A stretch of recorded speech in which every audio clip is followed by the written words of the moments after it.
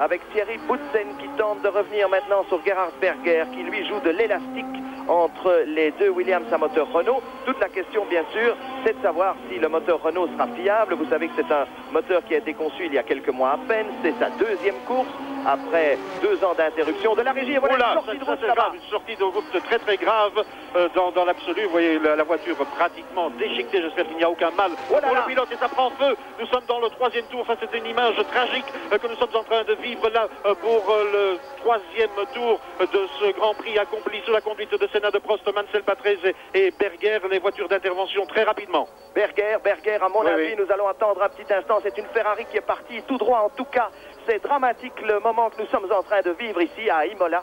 C'est le moins que l'on puisse dire et la course va être bien entendu interrompue. D'ailleurs, c'est déjà le silence le plus total. C'est le silence le plus total et vraiment la désolation ici dans le public en face de nous. Gerhard Berger, la Ferrari, c'est en tout cas l'impression que nous avons eue qu'il a filé là tout droit, sans doute un problème de freinage ou une cassure très nette. Il n'a pas pu contrôler la voiture. C'était à pleine vitesse, c'est-à-dire que les voitures sont là tout de même à près de 250, 300 km à l'heure. 300 km à l'heure lorsqu'ils se sont élancés. Reste à savoir si c'est bel et bien Gerhard Berger et on espère que ce n'est pas trop grave, mais on peut craindre quand même. Le choc était d'une violence. Nous allons bien revoir là, effectivement, c'est... Nous attendons, c'est en tout cas une Ferrari et puis nous avons l'autre voiture qui passe avec donc les deux Williams. Les deux Williams qui sur ces entrefaites sont partis. Et là, le choc est d'une violence inouïe et la voiture instantanément va malheureusement prendre feu. Et c'est à ce niveau-là, bien sûr, que l'on peut craindre le pire. Voilà Alessandro Nannini qui passe maintenant. Oui, donc d'après l'interprétation que nous pouvons avoir de l'image, il y a eu un changement de plan. Voilà l'instant où la voiture prend feu. Le pilote, bien sûr, est encore à bord. Il doit vraiment être en état de choc après avoir percuté à près de 300 km à l'heure les rails de sécurité. C'est rare d'avoir encore une image ainsi d'une voiture qui flambe. Grand Prix arrêté instantanément par les services de sécurité. Les autres pilotes ont réussi à éviter les débris de cette Ferrari qui se sont effectivement répartis sur la piste. C'est bel et bien la Ferrari de Gerhard Berger. Espérons que nous puissions avoir rapidement des informations. Avec l'hélicoptère, on tente de voir. Les services ont réussi à extraire le malheureux pilote de cette voiture. Difficile pour nous d'interpréter de loin ce qui se passe exactement, mais je crois que le choc était quand même très violent, près de 300 km à l'heure. Et puis surtout le fait que cette Ferrari numéro 28 ait pris feu directement. Décidément, Gerhard Berger particulièrement malheureux déjà à Rio et encore plus gravement ici à l'occasion de ce Grand Prix d'Imola. Oui, tout à fait. Gerhard Berger qui avait donc été très rapide hier, qui avait fait 2 sorties de route avant d'en avoir une définitive, si l'on peut dire, en fin de séance d'essai, qui attaquait les bordures tout le temps très vite. Maintenant, comme on a vu, on peut imaginer que c'est un incident technique. Vous avez vu la voiture filer tout droit, enfin on peut l'imaginer. On peut l'imaginer, elle était incontrôlable, bien entendu. Mais il est certain que donc c'est d'abord première confirmation Gerhard Berger, comme nous vous le disions d'emblée, mais nous préférions en avoir la triste confirmation. Vous avez vu surtout le choc déjà d'une violence rarissime, et puis surtout, Richard, le fait que la voiture prenne feu immédiatement, et je crois, hélas, que nous pouvons craindre le pire en ce qui concerne Gerhard Berger. Vous avez vu l'autre Ferrari, la 27, celle de Nigel Mansell, qui est sortie de sa voiture, bien sûr. Tous les pilotes se sont instantanément arrêtés, donc il va y avoir une très longue interruption maintenant, et sans doute tout à l'heure un deuxième départ, plus que probablement. Voilà l'ambulance qui arrive maintenant. Les secouristes. Et on voit les traces partout, oui, partout le long de ce panneau. Oui, cette fascine. C'est vraiment très impressionnant. C'est une image tragique, effectivement. Espérons que ce ne soit pas dramatique pour le très sympathique pilote autrichien Gerhard Berger. Il a été rapidement extrait de la voiture. C'est vrai que c'est impressionnant de voir toutes ces flammes, mais les responsables de la sécurité sont intervenus très rapidement pour éteindre cet incendie. Mais voilà un coup d'œil dans le stand de Ferrari, maintenant où c'est évidemment la désolation. On ferme le grillage pour éviter toute indiscrétion. Mais on est très ému en commentant ces images. Gerhard Berger qui est là entre les mains des médecins intervenus très rapidement. Gerhard Berger, victime de cet accident très spectaculaire. Et il faut dire, Christian, que depuis quelques grands prix, maintenant on peut les compter par dizaines, qu'il n'y a plus d'accidents graves, et c'est fort heureux. On a fait énormément de progrès. Ici, évidemment, s'il y a une suspension qui casse, s'il y a un problème de frein, bien entendu, le pilote ne peut rien. Et imaginez qu'il est au bout de la ligne droite, qu'il est donc encore en pleine accélération en direction de Tamburello. C'est là que l'accident s'est produit. Pierre-Alain Thibault nous confirme que les pilotes sont là à près de 300 km à l'heure. C'est évidemment tragique lorsque l'on perd le contrôle de la voiture à cet endroit-là. Oui, on ne sait absolument rien faire du tout. C'est vrai que le pilote, lorsqu'il est en pleine charge, s'il a le moindre incident mécanique sur sa voiture, on n'est pas certain que c'est ça, bien sûr, mais si c'est un incident mécanique, il n'y a absolument rien à faire. La voiture tire tout droit, et là, il faut espérer que la voiture ne percute pas les fascines ou les rails de face. Ça, c'est déjà ce que les pilotes souhaitent le plus, mais vous voyez bien que l'image est triste dans le clan Ferrari, avec cet accident absolument catastrophique de Gerhard Berger, et je crois, Richard, que l'on peut craindre le pire quant à la vie du pilote autrichien, bien entendu. Oui, c'est vraiment une émotion très très forte que nous ressentons ici. C'est la consternation dans les tribunes. Le public s'est levé, et toute la joie que l'on avait tout à l'heure à vivre la présentation des pilotes, l'enthousiasme des tifosi pour l'écurie Ferrari et pour le pilote britannique et le pilote autrichien qui défendent les couleurs de Ferrari.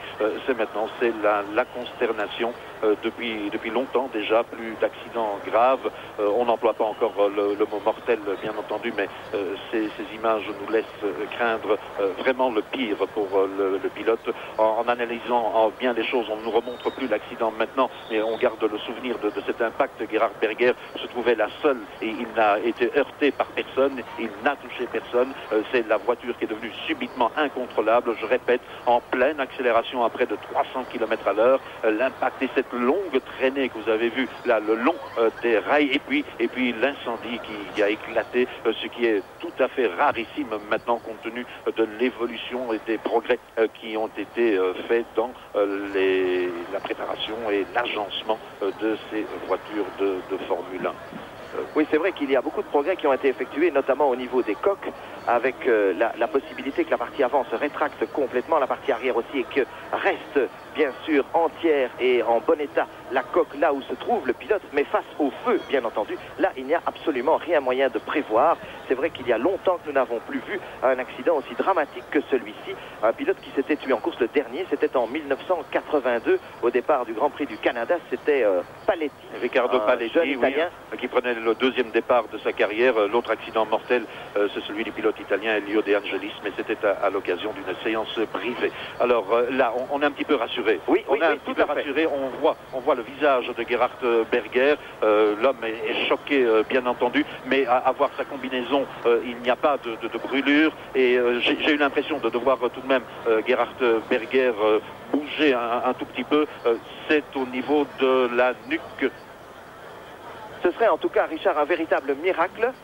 Circuit même, on va revoir là, il va tout droit, il ne peut absolument plus contrôler, il entre sur l'herbe, il est en pleine accélération, il est à près de 300 km à l'heure et il attaque le rail de face. Oui, de face, on le voit très bien, puis la voiture glisse. Regardez cette distance très longue, les morceaux, les pneus, tout s'envole, cette voiture est complètement déchiquetée. À ce moment-là, Gerhard Berger a subi le choc frontal, la voiture continue et elle fait encore là une pirouette avant de retoucher le rail ou le panneau de publicité qui borde le circuit, et c'est au moment où elle s'arrête, c'est-à-dire que le pilote ne peut pas intervenir et ne peut plus rien faire à ce moment-là, il n'y a plus aucun instrument de contrôle, il ne peut rien faire pour maintenir, pour diriger quelque chose, il doit se trouver en état de choc et la voiture s'arrête et alors instantanément on voit les flammes qui apparaissent. C'est tout à fait tragique ce que l'on voit là, mais le fait de l'avoir emporté là en ambulance, d'avoir vu sa tête légèrement soulevée, c'est un point d'interrogation, et un point d'interrogation qui est d'espérance. Maintenant, du côté des officiels, et vous avez, Christian, maintenant un petit mot d'explication. Oui, un petit mot d'explication qui nous vient de la bouche de Thierry Boutsen, qui nous dit ceci: Berger aurait perdu l'aileron avant de sa voiture juste devant moi et il n'avait plus aucune adhérence. Donc un problème au niveau de l'aileron avant sur la Ferrari. C'est notre ami Luc Willems de la Meuse qui nous donne cette information qu'il a recueillie de la bouche de Thierry Boutsen, qui a donc vu l'événement. Donc un problème apparemment technique, comme nous le disions en début de reportage, sur la voiture de Gerhard Berger, perte de l'aileron, ce que Thierry Boutsen aurait vu. Et bien entendu, à ce moment-là, il n'y a plus aucune adhérence et la voiture tire tout droit. Et elle a pris feu malheureusement, mais nous restons bien sûr pantois devant un tel incident, et ça c'est à prendre au conditionnel. Et je pense que ce serait vraiment un miracle que nous aurions vécu cet après-midi. Voilà l'ambulance qui s'en va après avoir déposé Gerhard Berger au centre médical. On verra maintenant s'il sera transféré prochainement. En tout cas, Gerhard Berger, voilà sa sortie de route que nous revoyons. Et regardez donc la force, la violence de l'impact. Et puis là, on se dit, il n'a aucune chance d'en sortir. Et apparemment, les brûlures ne seraient pas trop graves. Comment est-ce possible? Oui, point d'interrogation. Comment est-ce possible? Car il faut tout de même savoir et se souvenir qu'à ce moment-là, les voitures ont encore pratiquement le plein de carburant, plus de 200 litres de carburant. On a fait, nous vous l'avons dit, d'énormes progrès, mais vous voyez que là, c'est le feu instantané. Les services de sécurité qui sont intervenus très vite, ça n'a pas été très long, mais le pilote doit quand même souffrir. Il est peut-être inconscient à ce moment-là. Lui ne peut strictement plus rien faire en état de choc. Pour son talent de le revoir, nous voyons sous un autre angle l'impact et puis la voiture qui virevolte, qui se déchiquette, et à nouveau l'incendie qui se déclare. Oui, on peut noter que les commissaires, là, les deux qui partent vraiment très vite.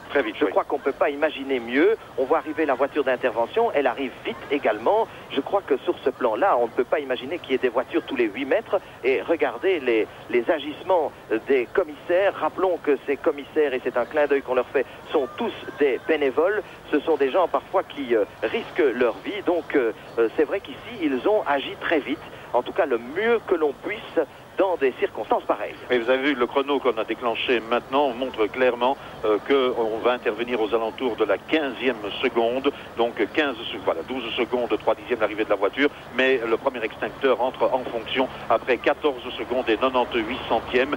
C'est donc une intervention ultra rapide. Il faut savoir aussi qu'à bord de la voiture se trouvent des extincteurs qui se déclenchent automatiquement, mais qui ne peuvent pas venir